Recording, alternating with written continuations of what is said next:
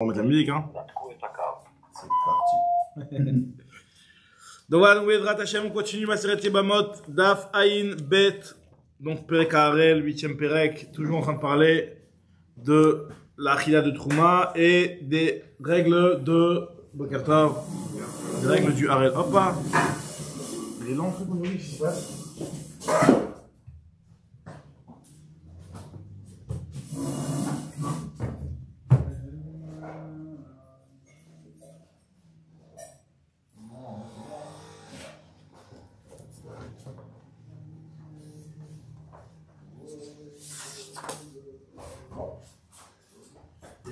J'ai plus, bizarrement. On change, hein, tous les jours un nouveau décor. Hein. Tous les jours un nouveau décor. Hier on était en haut, aujourd'hui en bas.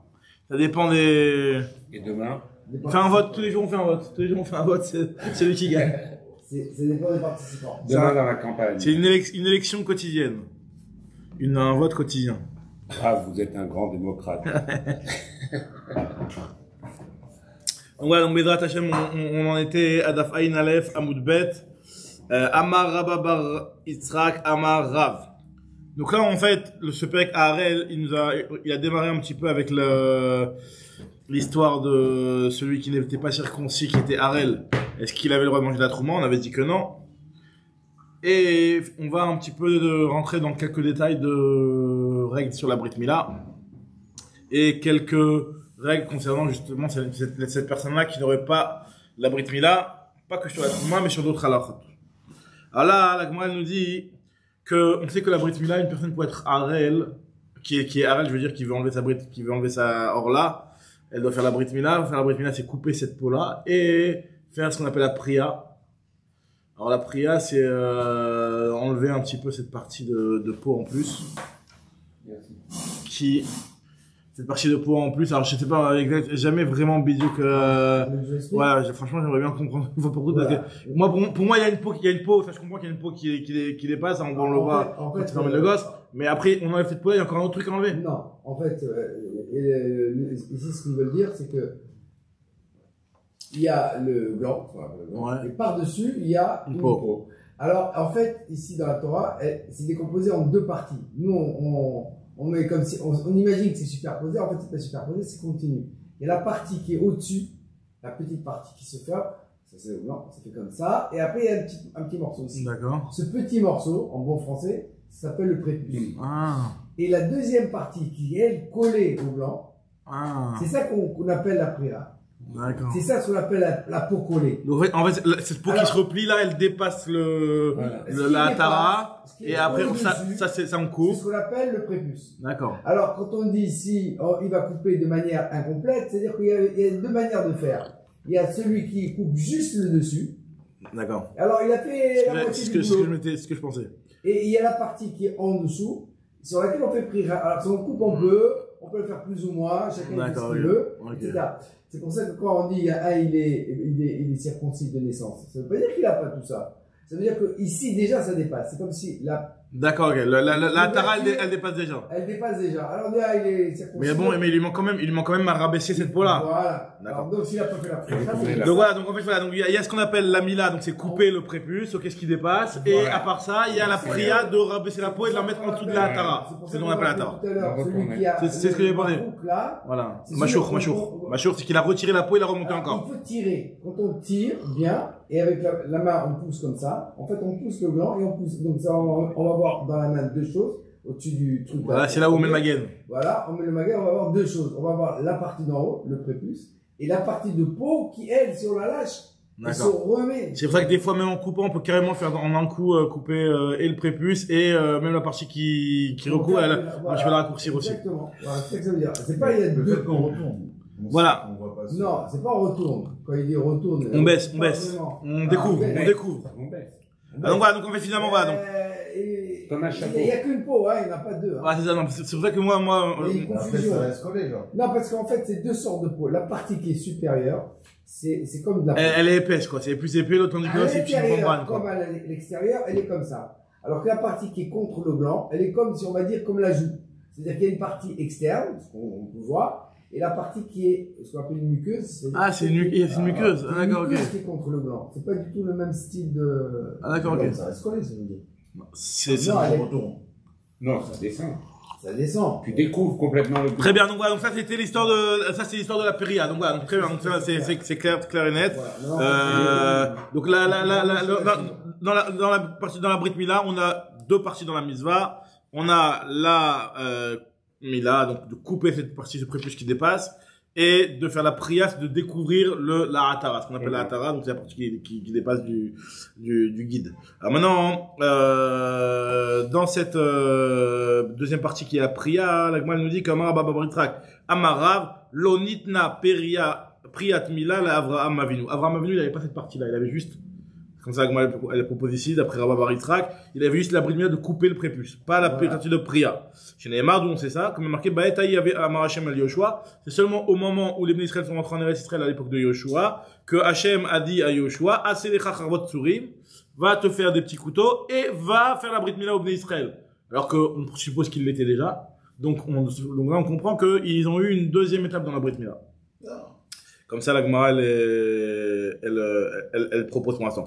Mais on ne dit pas de circoncis. Ah, d'accord. Donc la Gemara dit, mais peut-être qu'il n'était pas du tout circoncis, en fait. Ouais.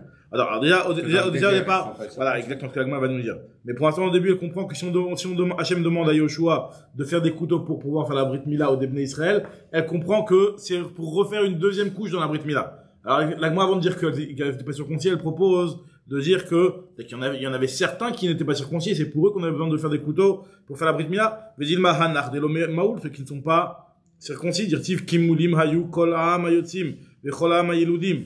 Alors, Imken Maïchouv, et là les prières. En réalité, non, il y a marqué dans le passage que Moulim Hayu, ils étaient déjà circoncis. C'est un passage qui se trouve dans Yoshua, qui dit que Kimulim Hayu Kol Ha'am Hayotzim, tout le peuple était déjà circoncis, ceux qui étaient sortis. Vechol Ha'am Hayeludim, par contre, ceux qui sont nés dans le désert, eux, n'étaient pas circoncis. D'accord? Mais les autres, ils sont morts. Exactement. Alors, c'est à part ceux qui avaient moins de 20 ans au moment de la faute des Meraglim. Mais ceux qui étaient sortis et qui avaient moins de 20 ans à l'époque de la faute des Meraglim, eux, ils sont restés. Donc, eux, ils étaient circoncis, parce qu'ils ont été circoncis en Égypte. Et ceux qui sont nés dans le désert, comme ça, ils passaient dans Yoshua, ils étaient Arelim. Maintenant, Kilo Mal ou Otam Bader, on leur avait pas fait la Brit Mila en chemin. Maintenant, Agmal demande, alors ça veut dire quoi quand tu me dis chouv? Quand il y a marqué tu leur referas? Alors, le mot chouv, ça veut dire que tu leur refais une deuxième chose. Imken maï chouv. Et là, ils lavent les prias. C'est pour nous apprendre la péria, qu'ils n'avaient pas la priya. Même ceux qui avaient déjà la Brit Mila, ils avaient besoin de faire la priya. Alors, on me dit, moi, maï chénit, la couché sauf Mila, le trait Mila. Et en fait, finalement, ce mot-là, chouv et chénit, donc là, il y a deux girsaot dans Rashi exactement comment expliquer, mais on va dire facilement. Ce mot chouv et chénit qui font référence à une deuxième étape. Parce que c'est vrai qu'il y en avait une partie, comme ce que le pasteur nous dit, qui n'était pas circoncis. Ceux qui étaient nés dans le désert n'étaient pas circoncis, comme on l'a dit. Ils n'étaient pas circoncis, mais il y en avait quand même une partie qui était déjà circoncis. Et même eux, sur eux, le pasteur qui nous dit, refais-leur, chouv, chénit, une deuxième fois. Pourquoi leur faire une deuxième fois la Brit Mila? Nous dit la Gemara, on voit qu'il y avait une partie qu'ils n'avaient pas faite, c'est-à-dire la priya. Alors. Quand ils font la prière, si vous regardez bien quand ils font la Mila, ils ont une espèce de petit stylet. Ouais. Hein, qu'est-ce qu'il fait avec, justement? C'est pas pour aspirer, ça, le sang? Non, un petit truc en fer, là. Ouais. Comme ça, un peu arrondi. En fait, vu que la partie qui est sur le blanc, des fois, elle est collée sur le blanc. Alors, qu'est-ce qu'il fait? Il rentre dedans et il la décolle. D'accord. Elle n'est pas vraiment collée, mais elle peut être plus ou moins... Elle n'est pas collée parce que c'est de la muqueuse qui est... Voilà, mais des fois, cette muqueuse, elle peut être plus ou moins un peu collée. Il faut que quand il tire comme ça, des fois, ça vient pas. Alors, pour être sûr que la partie, elle va venir, il passe le tour. C'est-à-dire qu'en fait, il va arriver jusqu'au cul-de-sac qui est en bas. Il va styler comme ça, voilà. Ouais. Là, il fait tout le tour. Hein, ça fait comme une espèce de courant comme ça. Et il décolle. Et après, quand il va tirer, forcément, il va amener avec lui ça, et après, le gland, il va rester en bas. Super, c'est clair, c'est clair. Non, c'est ce que je pensais, sauf à l'exception du point que je savais pas que de base, il y avait une peau qui dépassait, c'était juste ça la Mila, mais c'est ce que je pensais en réalité. C'est juste, parce que, oui, le dessus, il y a un petit morceau de peau comme ça, comme un petit tuyau, on va dire, mais qui est vide, et c'est comme de la peau. D'accord. C'est-à-dire, de l'intérieur comme de l'extérieur, c'est de la peau. C'est comme ça qu'il y a des infections. Non, l'infection, elle vient parce qu'en fait, ça rentre dedans, et ça va se mettre dans le cul-de-sac qui est en bas. Très bien. En tout cas, ce que nous dit la Gemara, c'est que cette partie-là, elle est Meakev, la partie de la prière, elle est Meakev. Justement, le fait qu'il y a marqué Chéni, c'est pour nous dire que une deuxième fois, fait une Mila qui a le même niveau d'importance que la première partie de la Brit Mila. De la même façon que la première partie, elle est obligatoire. Matrilat Mila Meakevet, Art sauf Mila Meakvin. Pareil aussi, cette deuxième partie, elle est Meakevet, c'est-à-dire qu'elle va être obligatoire dans la mitzvah de Mila. Et la Gemara l'explique. C'est-à-dire que quand ils ont mangé le premier Corban Pessah, ils n'étaient pas vraiment circoncis. Alors, ouais, justement. Non, le premier, quand c'était enfin, chez l'Égypte, oui, c'était circoncis. Mais après, quand ils sont rentrés en Eretz Israël. En Israël. Exactement. Ah, c'est bon. C'est là, aucun n'était bien circoncis, entre guillemets. Alors voilà, il avait une circoncision, qui était pour l'instant suffisante parce qu'il n'y avait pas encore l'obligation de la deuxième étape. Mais voilà, et après, il y a eu l'obligation de la deuxième étape, à l'époque de Yoshua, en fait, qui a été, ordonné par Hachem au moment où ils sont rentrés en Eretz Israël. Et parmi les halachot qu'a donné Moshe au peuple, est-ce qu'il y avait pas ça donc? Là, la Gemara, elle pose juste. Après.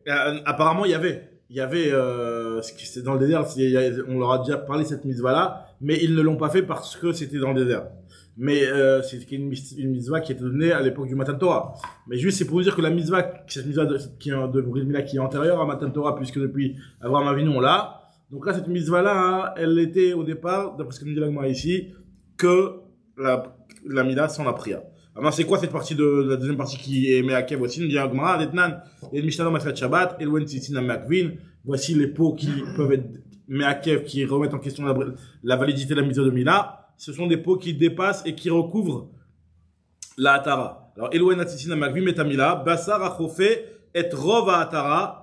Alors, c'est la peau qui recouvrerait la majorité de la Hatara. Donc, alors, la majorité, on va voir que c'est dans la hauteur et dans le contour. Dans la conférence. Alors, on dit, Basar Chofet Rova Hatara, ve enochel bitrouma. Et il ne pourra pas manger la trouma s'il a encore cette peau-là. Amaravina vite marav yermia baraba amarav, Basar Chofet Rov Gova, shel Hatara. C'est la chair qui recouvre la majorité de la hauteur de la Hatara, même si c'est pas apparemment, même si c'est pas dans toute la circonférence, c'est-à-dire qu'il y a juste une partie de côté qui va remonter, ça pose un problème, et aussi donc dans le Rov Ekefa. Alors, Ubamidbar, Maïta Amalomaoul, pourquoi, la pose la question, pourquoi cette partie-là, vu que c'est une halakha de mode de Moshe Missinaï, c'est une halakha de la Torah, pourquoi ils l'ont fait que à l'époque de Yoshua et pas dans le Midbar, nous dit Agma. Alors, deux explications. Iba ete ma mishum khulsha de ucha, à cause de la khulsha, donc la faiblesse qu'ils avaient en chemin, donc en voyage, etc., donc ils étaient plus faibles. Donc c'était dangereux pour eux. Autre explication, c'est parce que dans le désert, il n'y avait pas le vent du nord. Et le vent du nord, c'est un vent qui est parfait pour pouvoir permettre un bon établissement de la Brit Mila, puisque comme on explique Rashi, c'est un vent qui n'est ni trop chaud ni trop froid, et qui laisse les rayons de soleil passer suffisamment. Et donc, ça veut dire que c'est un vent qui permet à la Brit Mila un bon établissement. Alors, on dit la Gemara, mais on aurait pu penser que ceux qui étaient circoncis auraient pu faire la prière. Parce que la prière, c'est moins quand même. Ouais, c'est vrai que c'est pas de chirurgie, quoi. Que la prière. Ceux qui ont juste la Brit Mila. Déjà la Mila. Oui. La prière, apparemment la prière aussi c'est dangereux. Après Matan Torah. On peut penser qu'ils auraient pu faire la prière. C'est dangereux de faire la prière que de faire de la prière? Si la Mila est déjà faite. La Mila est faite. La Mila, c'est la partie la plus simple. Parce que l'autre partie, mais ça, en termes de risque. Il n'y a pas de risque de saignement, là. C'est minime. C'est-à-dire que, non, mais apparemment, j'imagine que si jamais il y a eu que la Mila et que la peau, elle s'est collée ou un truc comme ça, donc il faudrait peut-être déjà une petite, une muqueuse, c'est plus difficile. Oui, en termes de risque, je parle pas en termes de difficulté de geste. Mais d'ailleurs, là, c'est un problème de risque lié au désert. Il a raison parce que. Ça capte ou pas? Super. Ah, bon, ça va. Parce que des fois, il me dit, non. Tu as raison parce que quand on dit l'histoire de Yaakov, les deux fils Lévi, ils ont dit ils sont allés le troisième jour. Ouais, quand il était faible. Avec les enfants. Ouais, Shrem, ouais. On dit que c'était le troisième jour qu'ils étaient fatigués. Pourtant, à cette époque, il n'y avait pas la prière. Non, donc c'est sûr que la Brit Mila, c'est clair que c'est dangereux et que c'est fatigant. Ah oui, c'est ça, donc c'est ça, donc la Mila. Ouais. En tout cas, apparemment, il y a quand même, forcément, dans ce qui est marqué ici, c'est quand même quelque chose qui est pas simple, qui n'est pas facile et que il fallait le vent du nord, où il fallait être en pleine forme et pas en tranchement. En tout cas, nous explique la Gemara des Tanya. D'où on sait qu'il n'y avait pas le vent du nord pendant les 40 ans du désert, parce que la Gemara nous dit que Kol Otan Arbaim Shana Shayutsrel Bamidbar, les 40 ans où les Bnei Israël étaient dans le désert, Lo Nashva Lahem Ruach Tzfonit. Ils n'ont pas eu le Ruach Tzfonit. Hein? Le vent du nord? Tzfonit. C'est Nocha, Lochama, Lotsonenet, Chama Zorachat. C'est-à-dire que ça va se passer le truc. Alors maintenant, on dit la Gemara, donc voilà, donc c'est parce qu'il n'y avait pas eu le vent du nord, et nous dit la Gemara nous rapporte une braïta, pendant les 40 ans du désert, il n'y avait pas eu le vent du nord. Pourquoi? Parce que Maïtama, Iba et Tema, Mishum de Nezufim Ayou, parce qu'ils étaient, Nezufim, on avait dit qu'ils avaient été mis en nidouille. Les Bnei Israël étaient considérés comme un petit peu mis en nidouille. On avait déjà vu ça un petit peu dans Masrat Moed Katan. On avait parlé de ça. C'est qu'en fait, les Bnei Israël, pendant les 40 ans où ils étaient dans le désert, alors d'après Rashi, c'est depuis la faute du Hegel, alors que d'après Tosfot, il dit que non, la faute du Hegel, elle a été pardonnée, on oublie. C'est depuis la faute des Meraglim. En tout cas, depuis cette faute-là, les Bnei Israël ont été, quelque part, Hachem il leur a dit, voilà, pendant le désert, vous n'allez pas avoir tout ce que vous aurez pu bénéficier. Et entre autres, le roi Tzfonit, qui est un roi il apporte la guérison. Et celui-là, il ne va pas être présent de manière permanente comme il aurait dû. Maintenant, moi, te dis, ou alors, il va être mal, l'explication pourquoi dans le désert, il a pas mis le roi Tzfonit, c'est au contraire pas parce qu'ils étaient, en nidouille, mais parce que des lonif dur anane kavod, c'est justement pour que les Hanan et Kavod ne soient pas dispersés, ne soient pas repoussés par ce vent-là. Comme si miraculeux. Ouais, c'est bon. En tout cas, ce que l'Agman nous dit, c'est que voilà, l'Hanan et Kavod devait rester autour des Bnei Israël et devait empêcher et protéger les Bnei Israël à ce niveau-là. Donc le roi Tzfonit, il était un petit peu, il aurait été gênant. Donc pour garder cette protection des Bnei Israël, le roi Hachem n'a pas mis le roi Tzfonit pendant ces 40 ans-là. Amar faut pas l'écart, c'est pour cela, nous dit Agma, que même, enfin, je sais pas si c'est une halakha, mais en tout cas, comme ça va, faut pas lui dire, apparemment c'est pas tranché dans l'halakha. Mais il nous dit que quand c'est un jour où il y a des nuages, et donc il n'y a pas un jour nuageux, où il n'y a pas de rayon de soleil qui passe, donc on rentre dans la même configuration que ce qui s'était dans le désert avec la Nekavot qui protégeait et qui avait pas le soleil qui passait, donc c'était un problème de faire la Brit Mila à ce moment-là. Donc on pourrait pas faire la Brit Mila quand c'est un jour qui est nuageux. Ou pareil quand c'est un jour de Yoma des Shuta, un jour où il y a où il y a le vent dromite. Shuta, c'est le vent dromite qui est, lui, comme la Gemara le dit, dans Baba Batra, rapporte Rashi, que c'est un vent qui est caché chez Baruchot. Et ce vent-là, il va aussi, quelque part, être dangereux pour la Brit Mila. Donc, on évite de faire ni Brit Mila, ni saigner, je crois que ça veut dire, comment il traduit ça, saigner, ça? Velo me sokrinanbe. Alors, nous dit, avec Aïdna, des Dashubarabim, un petit peu étonnant ce qu'elle dit ici. Et maintenant, donc la Gemara nous dit que de nos jours on fait plus attention à ça, des dashubarabim où les gens ils font plus attention à ça, on va dire, où les gens ils ont pris l'habitude de malgré tout le temps faire la Brit Mila, c'est pas grave, on va pas se prendre la tête, on va pas calculer ça, et alors même c'est dangereux. Shomer Petaim Hachem. Hachem il garde les gens qui vont dans la simplicité, qui vont qui font pas trop des calculs comme ça, ou Shomer Petaim, normalement ça veut dire les imbéciles, mais en général on dit que quelqu'un qui respecte la Torah, même si des fois, il y a des petites choses qui peuvent être dangereuses. Shomer Petaim Hachem. Hachem, il garde. Celui qui est petit, qui est petit, qui est discipliné, qui veut respecter marqué, même s'il y a des trucs qui peuvent être un petit peu dangereux, ça, Hachem, il garde. Hachem, il garde le... Bon, voilà. Continue avec Matanu Rabbanan Kohot Amar Baim Shana Shel B'Yisrael Bamidbar Lo Haya Yom Shelo Nashbar Ruach Tzfonit Bechatzi Halayla. C'est vrai qu'il n'y avait pas le Ruach Tzfonit de manière permanente, mais il n'y a pas un jour pendant les 40 ans du désert où le Ruach Tzfonit n'a pas soufflé au moins à Chatzot. D'où on sait, parce que le Zman de Chatzot, il y a marqué Vaï Bachatzi Halayla V'Hashemika Kol Bechor. Il y a marqué que le moment de Chatzot, Hachem il est venu et il a frappé les Bechorot. Qu'est-ce qu'on voit de là? On voit que le Zman de Chatzot c'était un Zman qui était Mohamed Talmouda, qu'est-ce que tu vois de ce moment-là? Ok, il y a marqué que Chatzot, c'est un horaire où Hachem il a fait la Makat Bechorot. Très bien. Où tu vois qu'il y avait le roi Tzfonit. Là, moi je te dis non. Comme Hachem Alan, des Et Ratzon Miltaï. De là, je vois que puisque le Zman de Chatzot c'était un moment qui était un moment de grâce pour les Bnei Israël, puisqu'à ce moment-là, il y a eu la Makat Bechorot qui leur a permis la délivrance. Donc on voit qu'il y a des Zmanim qui sont des Zmanim Mesugalim, qui sont des Zmanim qui sont un moment de grâce, un moment de Et Ratzon. Et donc, si c'est un Et Ratzon pour la Makat Bechorot, c'est aussi un Et Ratzon pour d'autres bienfaits, et en l'occurrence, le roi Tzfonit qui vient à ce moment-là. Et d'ailleurs, comme ça, Rashi rapporte l'explication de la Gemara dans Brachot, comme quoi David Ameler, il avait un réveil Pas comme ceux qui mettent le téléphone, ça réveille à 7h alors que là tu es à 6h20. Mais quand. Combien de fois on l'a sauvé le mignon? Il faut pas regarder quand on l'a pas sauvé, quand on l'a sauvé, faut regarder. Déjà arrive. Non, moi je te dis. Il y a une pique là. Mais. Je te renvoie, en vérité. Tous les matins, je me force, je dis, oh, il faut que je vienne. Mais combien on est tendu? Je rigole, Khadak. Combien on est tendu? En tout cas, T'inquiète. Le roi Sphonix, c'est enregistré, hein. C'est enregistré, c'est gravé, c'est gravé dans le. Je veux dire, on le sauve dans le cloud. C'est génial. C'est vrai. Maintenant, en tout cas, David Amelech, lui, il avait un réveil, lui, à Khatzot, c'était, il mettait sa harpe, il y avait le vent roi Sphonix qui soufflait, et qui faisait une petite ambiance, et donc ça le réveillait. Et donc c'est ce roi Sphonix là qui sonnait. Et ce roi Sphonix là qui sonnait, donc c'était un moment de Etratson à ce moment-là, et il venait et voilà.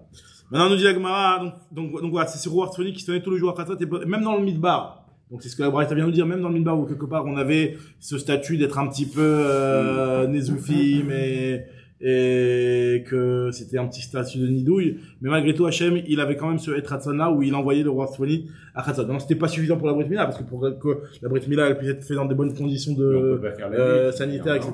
On peut pas faire la nuit. Mais on peut peut-être plus dire qu'on fait la Brit Mila le matin et que les problèmes de plaies, de cicatrices, etc. La nuit ça va passer, ça va. Mais bon, apparemment c'est pas suffisant. Il fallait que le roi Sphonix soit plus régulier que ça. En tout cas, il y avait quand même cette bracha, c'est pas qu'il servait à rien, sinon Hachem il aurait pas envoyé à Khatzot, il servait à rien. Il servait à quelque chose, mais il n'était pas suffisant pour la Brit Mila. Très bien. En tout cas, c'est intéressant ici de voir ce lien-là qui est marqué dans la Gemara, donc c'est Gemara Mefourachet, que il y a une notion de Etratson, il y a des moments qui sont des moments propices. D'accord? En l'occurrence, le moment de Khatzot, il y a eu Makal Bechorot, c'est un moment qui est propice. Propice à toutes les brachot et aussi aux tfilot sûrement, etc. Nous dit l'agma, Amaravuna, Dvar Torah, Mashour. Voilà, on va parler du Mashour. Alors, le Mashour, c'est lui, comme on expliquait avant, comme le docteur a expliqué, c'est cette peau-là qui, avec la priya, a été, remise en dessous de la Atara, donc on appelle Atara. Non, le gland, c'est toute la partie ou c'est la partie de l'Atara? Comment ça s'appelle en français, la partie de la Atara? Le gland. C'est le gland. Le gland? Non, le gland est à l'intérieur. Ah bon, le gland, qui dépasse. Ce qui dépasse, parce qu'il y a tout le guide, tout le, voilà, verge et gland, d'accord. Ok, donc le gland, d'accord, donc cette partie de la Atara. C'est ça, la Atara, c'est ça, hein. Donc maintenant, en tout cas, cette partie de la Atara, qui normalement est découverte, si jamais il y a eu Mashour, ça veut dire qu'on a pris la peau et on l'a, ou ça a été, ça se fait naturellement, ou ça a été fait volontairement, que la peau, elle s'est remise sur le gland. Donc finalement, il se retrouve d'être dans une situation où le type était maoul au départ, et maintenant il est de nouveau avec cette peau-là qui gêne. Abinatora, on va voir est-ce que ça pose un problème ou pas. Et en tout cas, nous dit Ravuna, et ça serait toujours Ravuna, que va essayer de voir s'il est vrai ou pas, qu'il peut continuer à manger de la trouma Minatora. C'est-à-dire que Minatora, celui-là, quand bien même la peau elle s'est remise, ou lui l'a remise, il ne s'appelle pas un harel. C'est pas un harel sur lequel on a dit qu'il n'a pas le droit de manger la trouma. Il peut manger la trouma, c'est juste des chachamim. En fait, c'est ça, c'est la peau, elle s'est remise sur le gland. Sur le gland, c'est ça. Ce qu'on n'a pas fait comme il faut. Ou soit volontairement, il a pris, il a tiré, ou il tire dessus. Voilà. C'est comme les électroniques, c'est allumé, si t'as le vent qui est venu, il l'a remis, il l'a éteint, si tu veux. En tout cas, ce que nous dit l'agma ici, elle nous dit que Gazrou Alav, et Gazrou Alav, les Chachamim, ils ont fait une xéra. Mais dit vraiment Gazrou Alav. Les Chachamim ont fait une xéra des Rabbanan sur celui qui est Mashour. Ni Pene chez Niré Karel, parce que c'est Niré, il ressemble à un Harel, en tout cas. Mais Tivé l'agma te dit, ah bon, comment tu peux me dire ça, hein? Pourtant, je vais t'apporter une braïta qui a l'air de dire l'inverse. Donc, Ravuna, en fait, il dit deux choses. Premièrement, que Minatora, il a le droit. Deuxièmement, que les Chachamim ont fait une xéra. Donc, il y a un interdit qui est d'ordre de Rabbanan. Mais Minatora, c'est autorisé. Alors là, L'agma va poser une question, sur une braïta, il y a marqué que Mashour, Sarir chez Hamoul. Il y a marqué que le Mashour, on doit lui faire Brit Mila. Alors, qu'est-ce que tu viens me poser une question ici? Nous dit L'agma, Midé Rabbanan. Pas de question, là-bas, quand on nous dit que le Mashour, il doit faire la Brit Mila, on n'est pas en train de dire que Minatora doit faire la Brit Mila. On est en train de dire que Midé Rabbanan, il doit recouper. Alors, nous dit L'agma avec des carrés là, on fait la prière seulement. Parce qu'on lui a déjà coupé. On va pas lui, Bah, si, il a tellement été Mashour que ça redépasse. On le recoupe? Bah, apparemment, on doit recouper cette partie-là, ouais. S'il a trop été Mashour. Après, on peut, parce que c'est vrai que, est-ce que techniquement, chirurgicalement parlant, est-ce que si on voulait, on coupe pas le prépuce, on le baisse, on le met en dessous du gland et on fait tenir, ça aurait pu tenir. Ah bah non, ça remonte. Ça remonte, ça peut pas, c'est pas possible. Ça passe même pas, à mon avis. D'accord. Donc, quelqu'un qui était mocher, ça a été mocher, sa peau. C'est pas possible de baisser cette peau-là en dessous du. Parce que ça fait comme un petit chapeau comme ça. Bien sûr, ça redescend en dessous. Non, mais sans couper. On arrive à décaloter sans couper. Tu arrives presque souvent. Presque, pas complètement, presque, d'accord. Donc en tout cas, ce que nous dit l'agma ici. Ils sont très ouverts. Justement, le contraire, c'est le féminisme. En tout cas, voilà ce que nous dit l'agma ici, c'est que faut lui refaire la Brit Mila. Mais c'est pas une question, parce que ce qui est marqué pour refaire la Brit Mila, c'est Midera Banan, c'est pas Minatora. Alors l'agma dit oui, que la Vamina, bien entendu, que c'est Midera Banan, il y a marqué Tsarir. Il n'y a pas marqué que Ari ou Arel. Il y a marqué que Tsarir la moule. Si il y a marqué Tsarir la moule, je comprends que c'est pas un Arel Minatora, parce que sinon tu aurais dit Ari ou Arel. Mais dès qu'Arel Lama et Karela, à Tsarir Katane. On dit la raison pour laquelle je me suis embrouillé, j'ai pu comprendre que dans la Récha, on demandait de faire la Brit Mila Minatora. Pourquoi j'ai eu cette confusion-là? Par rapport à la Sefa. Dans la Sefa, il y a Rabbi Yehuda qui a parlé et qui a rapporté des psukim. Donc, Mashma, s'il rapporte des psukim, que c'est un sujet Minatora. Après, on va dire que non, il a rapporté des psukim en tant qu'Asmarta, mais pas en tant que Minatora. C'est quoi la confusion que j'ai eue? C'est à cause de la Sefa. Rabbi Yehuda Omer, lo yeimol, mi pene shetakana hilo. On ne devra pas lui faire la Brit Mila. Rabbi Yehuda, il te dit que non. Quelqu'un qui est machour, on ne lui fera pas la Brit Mila, parce que c'est dangereux. Sakana hilo. Parce qu'il y a un risque de croûte chafra. Comme on avait expliqué, on avait dit croûte chafra, c'est de lui couper une partie du gland. Donc là, il y a un risque. C'est risqué. C'est risqué pour lui. Donc, d'après Rabbi Yehuda, on ne lui fait pas. Et à Amroulo, ils ont dit, mais ve'alo arbe maloubi me ben kuziva, ve'olidu banim banot. Voilà qu'à l'époque de Ben Kuziva. Alors, à l'époque de Ben Kuziva, c'était dans la ville de Bétar. Dans la ville de Bétar, quand les Goïms sont venus et qu'ils ont fait le massacre là-bas, ils ont pris. C'est Barkova, on l'appelle ici Ben Kuziva. En tout cas, lui, nous dit la Gemara qu'à son époque, les Goïms ont pris les Bnei Israël et ils les prenaient et ils leur enlevaient, ils leur faisaient ce machour pour leur enlever la Brit Mila. Ils voulaient pas que les Bnei Israël ils aient cette trace-là de signe de la mitzvah d'Hachem sur leur corps. Donc, ils leur retiraient la Brit Mila en prenant la peau et leur remettant le truc. Donc, et après, ce qui s'est passé, c'est que quand à l'époque de Ben Kuziva, ils ont fait la guerre, etc., et que, ils ont réussi grâce à Ben Kuziva, à prendre le dessus, il y a marqué que tous ceux qui ont eu ces vices-là des Goïms, ils ont refait une Brit Mila. Et ça n'a pas empêché que par la suite, ils ont pu se reproduire, il n'y a pas eu de problème de croûte chafra. Alors, on dit la Gemara, Volidu Banim Banot, Neymar, Imol. C'est pas très logique. C'est pas parce qu'on l'a fait que forcément le risque a eu lieu. Non, c'est-à-dire au moins que les Khamim de l'époque de Ben Kuziva, ils ont considéré que c'était pas un danger. Et ils ont eu raison puisque on n'aura jamais là-bas parlé du fait qu'il y en a certains qui ont eu des problèmes à cause de ça. Ah, donc voilà. Si on l'a fait correctement à tout le monde. C'est ça. Donc c'est pour ça que les Khamim demandent à Rabbi Yehuda, donc ne commence pas à me dire qu'on va pas lui faire la Brit Mila, parce qu'il y a une sakana, si on le fait bien, ça peut être bien fait. Donc tu vois bien qu'à l'époque de Ben Kuziva, c'est ce qui s'est passé. Et en plus, il rapporte un passouk, il y a marqué Imol, Yimol. Brit Mila, tu feras. Ça veut dire qu'en Brit Mila, tu feras deux fois le mot Imol, Yimol. C'est-à-dire que même si des fois ça peut arriver que la peau se remet, refais-la une deuxième couche. Donc on voit, à Filoumé à Péamim.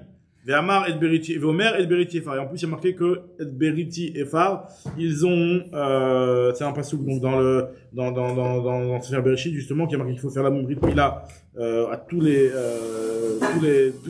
mâles, et celui qui ne la fait pas, il sera karet, car il aura, annulé mon alliance. Il aura effacé mon alliance.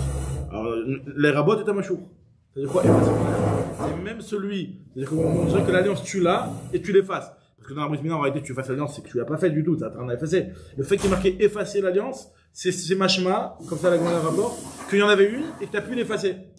Alors que si tu cimes la notion de machour, ne faisait pas référence à quelqu'un qui a sa Brit Mila, ben, finalement, tu peux pas effacer. T'as le type de la Brit Mila, tu peux pas revenir en arrière. Tu vois bien que la Torah considère que on peut effacer l'alliance. Les rabots est un machour. C'est une question que je suis toujours, carré, c'est pour le père ou pour le bébé? Alors, le carré, c'est pour le bébé. Pour l'instant, au début, c'est pour le père, mais le père qui fait pas, il est carré aussi. Et le bébé qui ne ferait pas. Jusqu'à le mérite bar mitzvah. Ça veut dire que c'est normalement, c'est le mais ça veut dire quoi? Parce que, en réalité, il y a une marque loquette. Non, il y a une marque loquette déjà de savoir est-ce que le carré, il va être à la fin de la vie du type, si le type meurt sans Brit Mila, ou alors que non, tu l'as pas fait à jour, tant qu'il l'a pas fait, il est avec son carré. Non, mais si on dit que le karet il vient que quand il meurt, donc là, quand il meurt, il sera bar mitzvah, le karet sera sur le fils et pas sur le père. Maintenant, si le karet il est déjà au départ, dès qu'on l'a pas fait à temps déjà, et que finalement ça va être juste la brit mila qu'on fera plus tard, va un petit peu annuler le karet. Alors là, j'imagine, et je suis pas sûr, mais il me semble que tant qu'il est pas bar mitzvah, le karet il est sur le père, et dès qu'il devient bar mitzvah, le karet il est sur le fils. Il me semble, mais je suis pas sûr. Je suis pas sûr. Pour moi, c'est plus logique que le karet il est sur le fils, puisque c'est à lui c'est lui qui doit faire cette mitzvah là. Le père Kaviachol, c'est lui qui est pour l'instant capable de lui faire, mais bon. Je suis pas sûr. En tout cas, il me semble que, jusqu'à la bar mitzvah, c'est le père. Après la bar mitzvah, c'est le fils qui a le karet, et avant la bar mitzvah, c'est le père. En tout cas, ce que nous dit la Gemara ici, c'est que, il y a marqué que l'alliance a été effacée, donc les rabbins de Tamachour, c'est pour inclure celui qui a repris cette peau-là et qui l'a tirée. On dit, moi, après, tu as besoin de deuxième passage, tu me l'as déjà dit, imol, on refait une deuxième brit mila. Donc, ça veut dire que si jamais il y a eu machour, tu vas encore refaire une brit mila. Maïve Omer. Donc, moi, je dis, vechitema, imol, les rabbins de Sitsi, la meakvin et tamia. Peut-être que le mot imol, il vient pas t'inclure le machour. Ça peut peut-être vouloir dire que quelqu'un qui a fait la brit mila, mais il reste encore quelques petites peaux qui recouvrent le rov gova ou rov ekefa de la tara, il faut les enlever. Tachma de beriti efar, que des fois on peut effacer. C'est-à-dire que tu avais déjà la brit mila, t'étais déjà avec l'alliance et tu l'as effacé l'alliance. Alors les rabbins étaient machour. Et ça c'est vrai aujourd'hui encore? Quelqu'un est dans ce cas, il faut qu'il la refasse. Ça c'est une halakha, c'est ce que, ouais, exactement. C'est quelqu'un qui a ce problème-là, il faut qu'il refasse. Alors, nous dit Agmara, c'est des Rabbanan, ce qu'il dit Ravuna en tout cas. Alors, pourquoi lui il a posé une question par rapport à Tanakama? Tanakama il a dit que, ouais, c'est important, ouais, bien sûr. Moi je sais que mon voisin il est Moël, des fois il est au mikvé et il fait des remarques aux gens. Je sais pas, il est pas là en train d'analyser, mais en tout cas, lui c'est réfoui, il faut procéder entre guillemets. En tout cas, nous dit la Gemara que Tachma et Beriti Efa, les rabbins de Tamachour. Alors lui, où ça va? Midekas Nassiv le Talmuda Kra de Raitaï. Il pensait que du fait que Rabbi Yehuda, quand il est venu et qu'il a dit que non, il doit refaire la Brit Mila, comme marqué Imol, et Beriti Efa, c'est des psukim qui sont marqués dans la Torah. Donc il pensait que le sujet de la discussion entre Rabbi Yehuda et Tanakama, c'est un sujet Minatora. Est-ce qu'il faut qu'il refasse la Mila ou pas? Et donc, c'est de là la question sur ce que Ravuna a voulu enseigner. Donc, c'est pour ça qu'on lui répond que non, c'est juste des Rabbanan, Velohim, et des Rabbanani, les Kras Marta Be'alma. Le Pasuk est juste une Asmarta. Alors, nous le dit voilà, là, on va rentrer avec intéressant. Métivé. Tum en ochel bitrouma. Regardez. Un tum, donc il y a cette partie couverte, il sait, en réalité, dans certains cas, il ne sait pas si c'est un Zachar ou un Nekeva. Donc, il est peut-être Harel. Si c'est un Zachar, il y a une Mila qui est couverte, qui n'est pas circoncis. Donc il est Harel. Il est forcément Harel. Pas forcément, si c'est une fille, c'est pas un Harel. Non, Tum, c'est qu'il a les deux, non? Non, c'est androgynos qui a les deux. Non, mais je trouve que c'est androgynos, c'est qu'on voit les deux, et Tum, c'est que... Non, Tum, il est caché. C'est voilé. Voilà. Maintenant, après, comme on avait déjà parlé dans Matin Tragiga, il peut y avoir des Tum, où on voit une partie, les Betsim qui sont Ibachutz, et on sait que c'est un Zachar. Juste la partie du guide, il est recouvert. Comment il urine, le Tum? Apparemment, ce que j'ai compris, c'est qu'il a vraiment quelque chose qui est pas clair, quoi. Peut-être qu'il a une petite peau qui dépasse ou je sais pas quoi, et, ouais, je sais pas exactement c'est quoi. En tout cas, Tum en Ochabitrouma, lui, comment on a ça en français, ça? Tum? Ah, y a pas. Y a pas, hein, enfin, Tum, c'est-à-dire Satum, c'est. Il y a une photo dans, je sais plus où, j'ai vu où ils ont trouvé un Tum, ils font une espèce de dessin. Ouais. Mais ça suffit pas pour bien comprendre.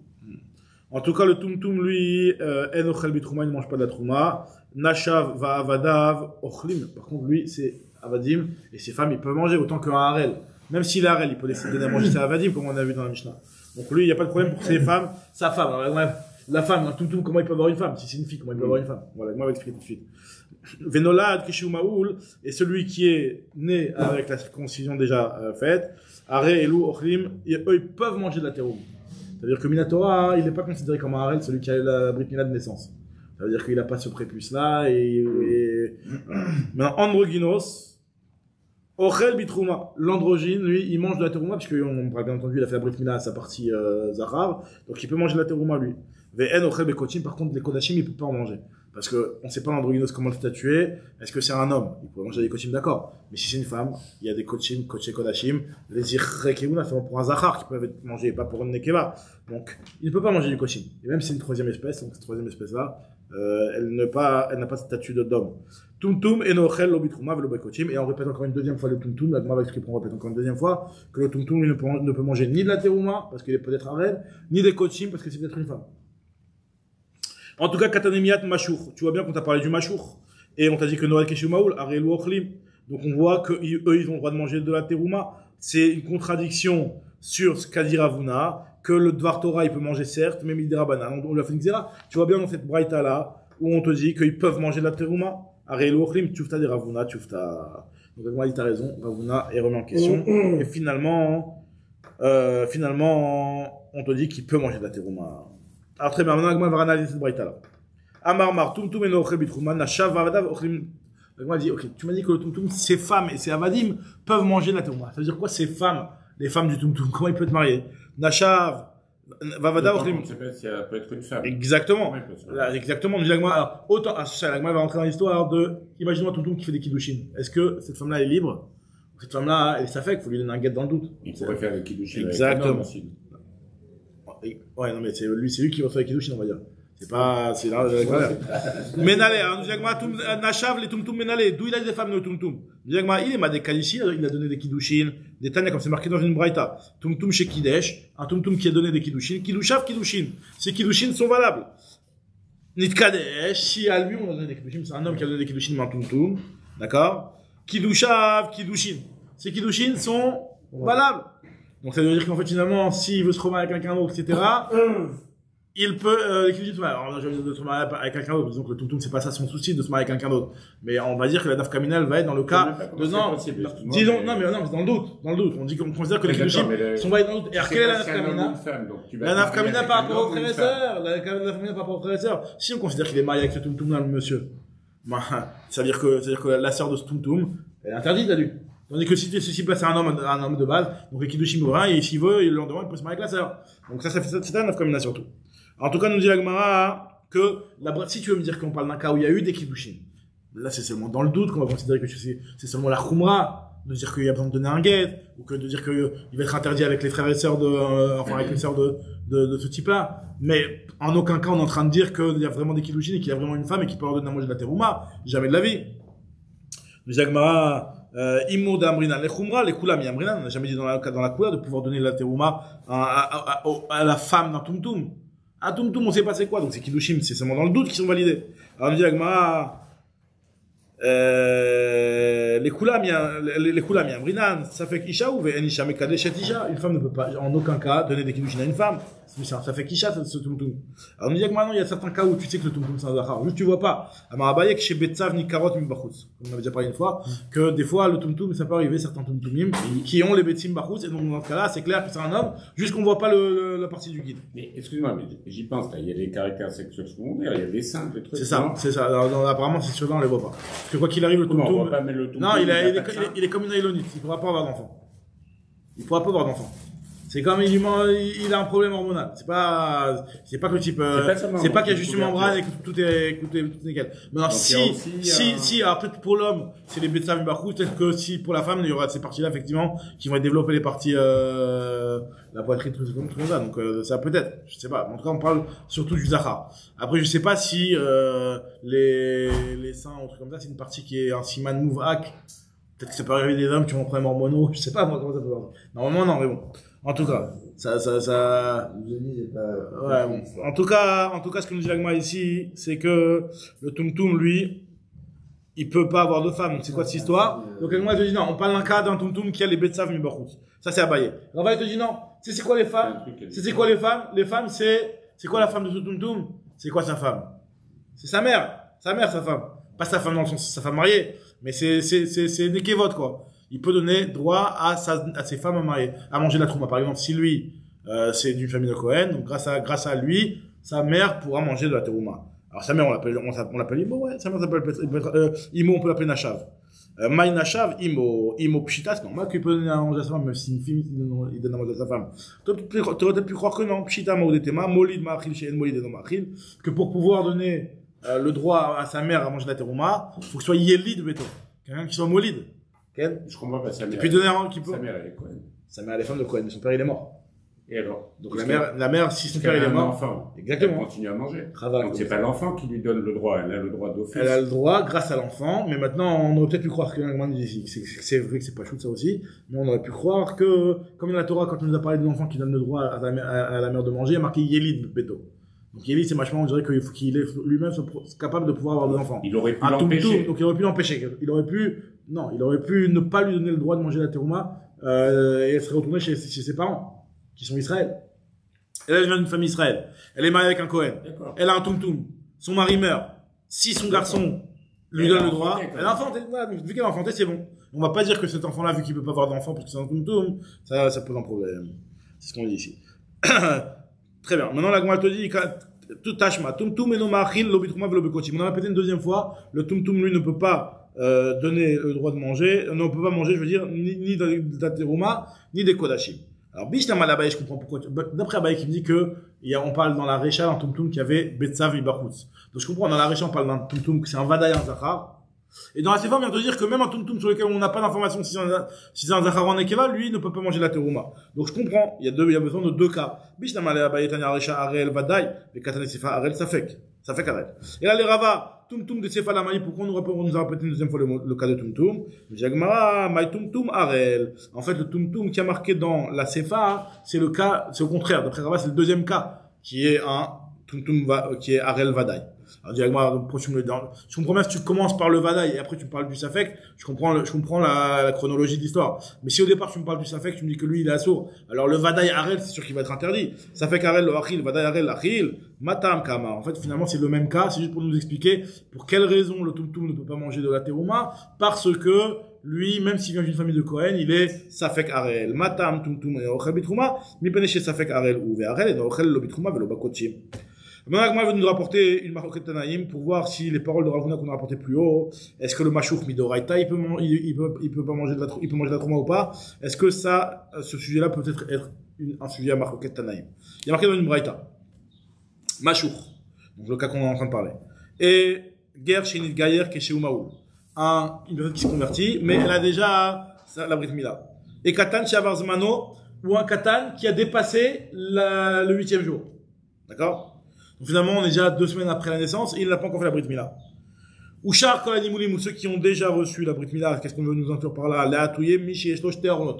Des fois, ça peut arriver d'avoir 2 Orlot. Alors là, je sais pas comment ça marcherait 2 Orlot, mais il peut avoir 2 prépuces, je sais pas comment.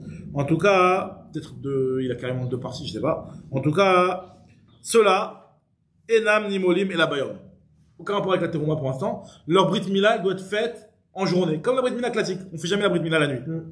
Et Rabbi Eliezer ben Yaakov Omer, Rabbi Elazar ben Rabbi Shimon Omer, Bismano, si jamais c'est une mila Bismano, alors t'as raison, on l'a fait Bayom, en Nimolim la Bayom, Shelo Bismano, Nimolim Bayom Balayla. Si c'est une mila qui est Shelo Bismana, ça veut dire que le 8e jour est passé, après tu peux la faire même la nuit. C'est pas la c'est pas la vie de Rabbi Eliezer ben Rabbi Shimon. Maintenant, nous disons quel serait la marque entre Rabbi Eliezer ben Rabbi Shimon et Tanakama, Maïlav Be'am Akam Ifeke, parce que c'est ça leur marque. Mar Savar, Machour de Raïta, il y en a un qui considère que Machour. Ouais. Bah, c'est Midoraita qui doit refaire la Brit Mila.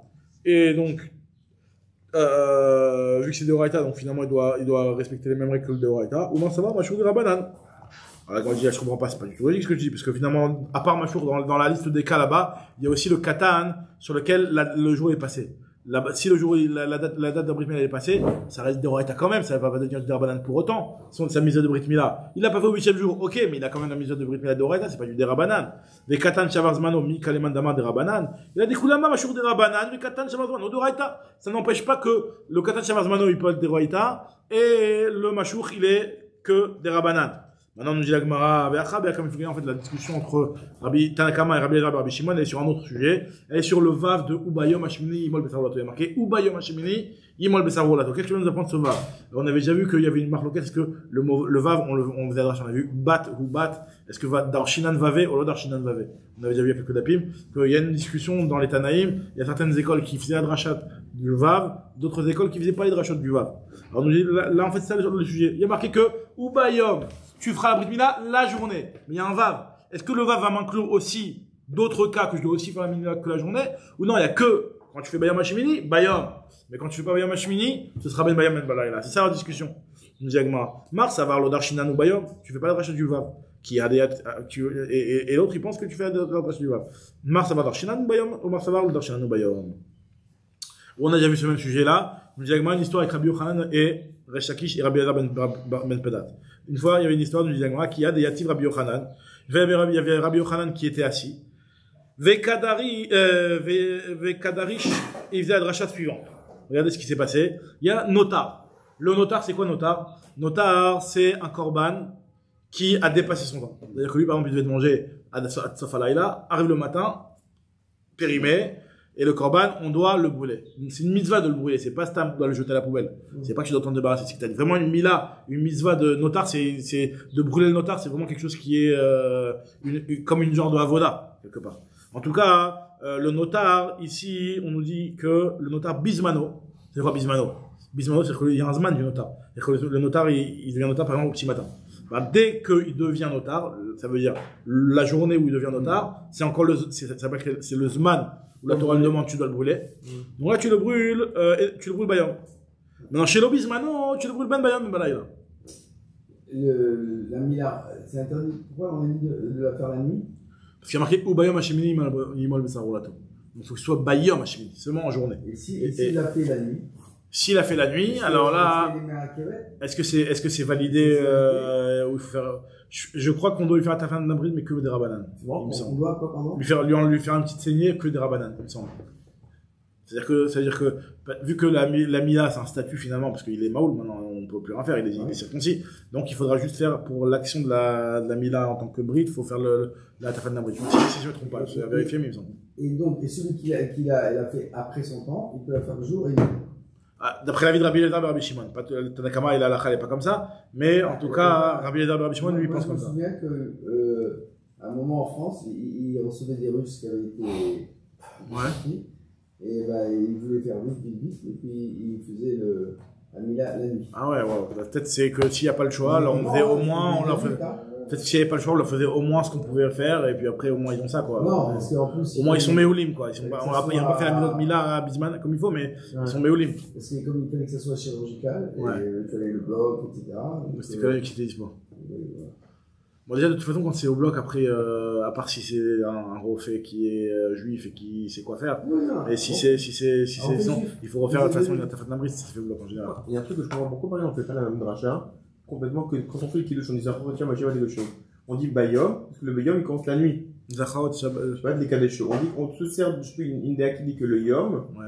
Pourquoi tu fais le kiddush la nuit? Parce qu'en fait, la nuit, enfin le jour, il commence. Le jour de Shabbat, il commence la nuit. Et là, on est en train de dire qu'en fin de compte, le yom, c'est d'Afka le yom. Pourquoi, en fonction des sujets, entre guillemets, on s'arrange. Entre guillemets, il manque un élément, mais pourquoi? Parce que ça dépend si on dit jour en tant que date. C'est pas lié au. Bien sûr que ça va être contextuel, bien sûr, mais là, c'est que Bayom Hashemini, on aurait peut-être pu dire que ou Bashmini, comme c'est marqué dans plusieurs endroits, c'est marqué ou Bayom. On aurait peut-être pu dire Bashmini des fois. J'imagine qu'il est aussi en plus le mot Yom. Après, ici, la Sheila, c'est le Vav de Ubayom. Mais c'est vrai que j'imagine que le mot Yom, il est en plus, on peut dire Bashmini. Il m'a dit, voilà, donc c'est marqué dans deux endroits. Bashmini, il a marqué Bayom, Bashmini, le mot Yom, il est en plus, on peut dire que c'est seulement la journée. Vachement. En tout cas, ce que nous dit l'Agma ici, c'est que, regardez ce qui s'est passé. Ils disent, mais Yom HaShabbat, et pourtant voilà, on ne fait que la nuit. Non, pour compter le Homer. Les Shamichou, non, quoi, ils disent pas Homer. Tout le monde dit ça, c'est ce que nous a Torah, ça. Oui, c'est Bayom. Miyom Achot Shabbat, Miyom Aviachem et Omer Denoufa. Voilà. Shiva Shabbat, tu vas dire, ce Yom-là, c'est d'Afka la nuit. Ouais, c'est contextuel, comme on a dit. C'est à chaque fois. Là, il y a marqué Bayom, en plus, le mot Bayom, il est en plus, on comprend que c'est qu'en journée. Et ou Bayom, pour nous dire que dans tous les cas, la Brit Mila doit être faite de la journée. Comme ça, il lui fait le rachat et l'autre, il fait pas le rachat du Vav. Alors, où on a trouvé cette histoire-là de faire le rachat du Vav ou pas, par rapport au notar. Notar, il a dit, Rabbi Yochanan, il a fait une dracha, il a dit que Bismano, c'est Bayom, chez le Bismano, il sera Ben Bayom Ben Balayla. Et sur ça, il est venu Rabbi Elazar et Rabbi Pedat, Rabbi Elazar, et Tivi Rabbi Elazar et Rabbi Shimon, il lui a dit pourtant, il y a cette histoire de la Brit Mila, où il y a marqué que El Yilanimol la Shmini, chez El Nimol la Bayom. Milan les rabot les tish ala Sarah les Khalasar les Shnemasar, Talmud Omar ou Bayom. D'où sait-on que même celui qui est maoul pas à la date, il doit aussi avoir la Brit Mila en journée, parce qu'il y a marqué ou Bayom. Donc tu vois bien que même après la date, on continue à le faire qu'en journée. À cause du Vav. À cause du Vav, exactement. Alors, Talmudman ou Bayom.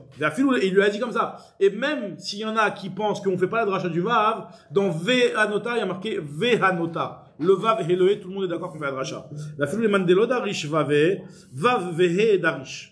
Ishtik, je savais pas quoi répondre Rabbi Yochanan.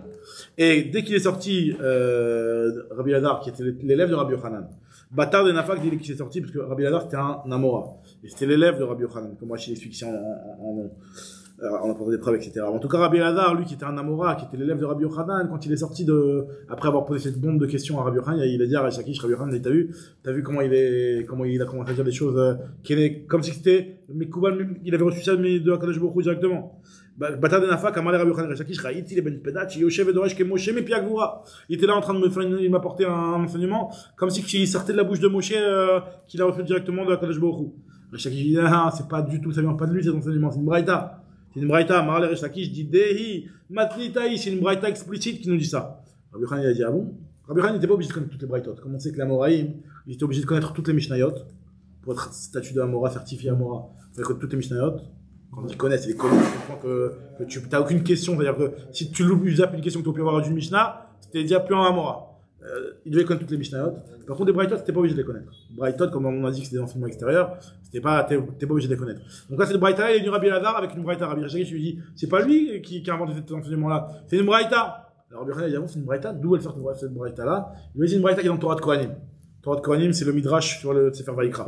Pas midrash à Gada, mais c'est le midrash à Lacha. Matnida, il lui a dit, Echa Tanala, elle est enseignée où? Torah de Kohanim. La Mishnah a été compilée à la fin. Donc les Braithot et les Mishnayot, elles ont été plus ou pas. Ou pas, c'est le choix de Rabbi. Le choix de Rabbi, c'est Rabbi Akadosh. Elles ont été compilées avant les. Non, les Braithot et les Mishnayot, Rabbi il a compilé les Mishnah à la fin du Zman des Tanaïm. C'est à la fin du Zman des Tanaïm, et donc la Mishnah a été compilée. Mais maintenant, les Amoraïm qui viennent de la génération d'après, ils les connaissaient. Vous connaissez les Mishnah, les Braithot et les Mishnah. Oui, bien sûr, bien sûr. La Mishnah a déjà compilé, et les Braithot qui traînaient à droite à gauche. Exactement. Les temps des Amoraïm, ils avaient tout. Déjà tout. Il y avait tout, maintenant.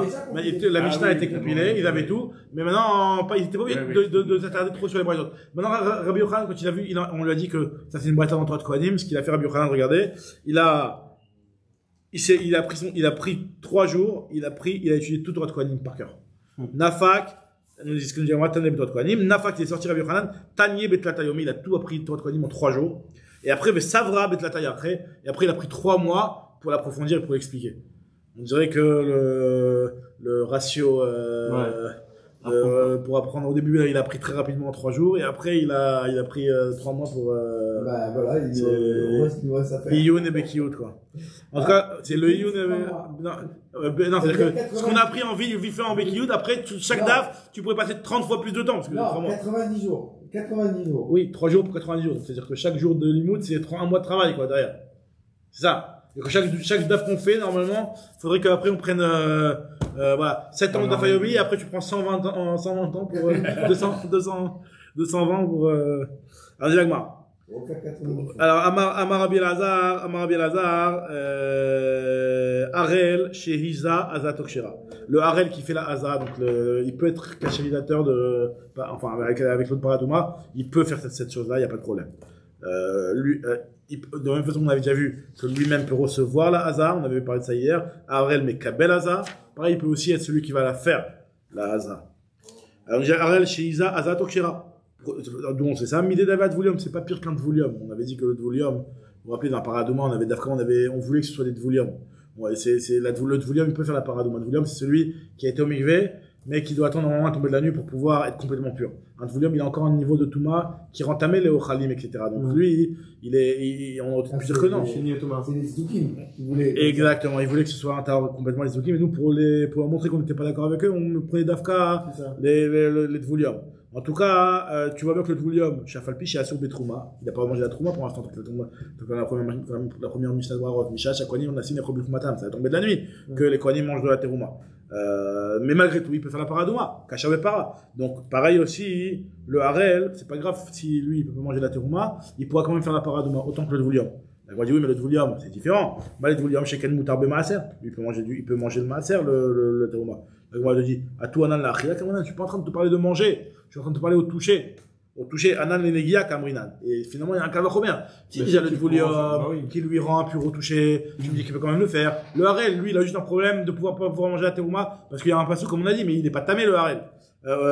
Oumat, vous lui dites, Benegia des Trouma, Moutar Bepara, Harel chez Moutar Benegia des Trouma, et nous dit chez Moutar Bepara. Et nous dit, moi, qu'il y a une braïta qui va aussi dans ce sens-là, Tanyana Miachi, Harel chez Isa, Azatok Shira. Il peut faire la Azaa, le Harel. Ou Maaseaya, il y a une fois un Harel qui a fait une Azaa. Mirchilou, Chachamim Azato, les Chachamim ont dit que c'était valable, il n'y a pas de problème. Donc, moi, je te dis, métivé avec Tumtum chez Kidesh, Kidusho, parce que quand on a marqué comme Tumtum, qui fait les besoins de la part de ma Kidesh, ça veut dire qu'il prend l'eau et qu'il la mélange avec la cendre. C'est pas valable. Pourquoi? Parce que le Tumtum, il est peut-être Harel. Parce que si c'est un garçon, il est Harel. Ici, on parle toujours d'un Harel qui, c'est malgré lui. Malgré lui, on va dire malgré lui. Kalvachomer. Même s'il est, peu importe. Même si c'est volontaire, si volontaire c'est un rachat, on va dire qu'on le compte pas, mais oui, effectivement. En tout cas, Tumtum chez Kidesh, Kidusho Pasoul, un Tumtum qui a fait les Kidouches de mes paras, et ben, son Kidouche il est Pasoul, c'est-à-dire. Kidouche, ça veut dire le Kidouche de Paradouma, c'est Pasoul. Ni Pedeshim ça fait Harel, ve Harel Pasoul les Kadesh. Donc tu vois bien que un Harel ne peut pas faire le Kidouche Paradouma. Ve Androgynos c'est Kidesh, Kidouche Kacher. Par contre, l'Androgynos, à qui on va faire Britmila à sa partie Zachar, lui c'est Kacher. Rabbi Yehuda Omer, Androgynos c'est Kidesh, Kidouche Psulim, Pedeshim ça fait Kisha, et Isha Psulam et Kadesh, c'est peut-être une femme. Et une femme ne peut pas faire le Kidouche mais Paradouma. Alors, le diagramme, tout ce qu'on voit ici, c'est que Katanemiat, Harel Vesafek Harel, Pasoul les Kadesh. Donc tu vois bien que le Harel n'a pas le droit de faire le Kidouche. Paradouma. Amar Yosef, Aitana, en fait finalement il y a deux avis. Il y a un avis qui pense, on en a déjà parlé ça dans Masrat Chagiga, que le Harel, comme on l'avait vu, c'est le Rabbi Akiva, on a vu que lui disait que le Harel douche inclus, il y a marqué Ish qui est Zarwa Ozav, il ne pourra pas manger de la terouma. Rabbi Akiva, si lui il inclut le Harel à partir du tamé, ça veut dire que pour lui le Harel c'est un tamé élargi. Donc c'est-à-dire que même pour lui le Harel il est là quelque part comme un tamé. Donc finalement, c'est pour cela que lui, effectivement, il ne pourra pas faire la paradouma. Donc on va terminer sur ça. Eitana Tanada Rabbi Akiva Hu démarre Belé Harel Tamé Netanya Rabbi Akiva Omer Ish les rabot et Harel. Amar Rabba Avayatimna comme des Rabbi Yosef. Les Kashali Lolishtamit Tana Velitne Harel Tamé. Il m'a Rabbi Akiva. De partout il y a marqué Harel Tamé c'est Rabbi Akiva. Vélo. On l'a marqué dans notre Mishnah. Harel Tamé Pturimina Reya. C'est une Mishnah qu'on a vue dans ma Sechet Chagiga, la première Mishnah de Masrat Chagiga, qui nous disait. Enfin, non, c'était pas la Mishnah, c'était la Braïta, je crois, qui disait que Harel et Tamé, ils sont Pturim de Reia, Mishum, alors, non, la Gemara dit non, là-bas, ça veut pas forcément dire que c'est comme Rabbi Akiva, là-bas, ça peut être parce que Mishum des maïs. Tu veux pas monter au Betamidash, alors qu'il est maous et il a son corps qui n'est pas bien circoncis. D'accord, donc on reprend bien demain, ce point-là, je vais ajouter. L'androgynos circoncis, il a les misotes des hommes ou des femmes? Alors, l'androgynos, puis ça fait qu'il doit faire les misotes des hommes, lui. Maintenant, après, il pourra pas faire des brachot, d'après ceux qui pensent que tu peux pas faire pour une femme de bracha. Parce que lui, il doit être marmien, dans tous les cas. Et alors, il doit être marmien. Les avis, bien sûr, il est médecine. Madai qui est médecine. Et d'après l'avis qui pense que les femmes ne peuvent pas faire les brachot sur les mitzvot qui dépendent du temps, il pourra pas faire la bracha.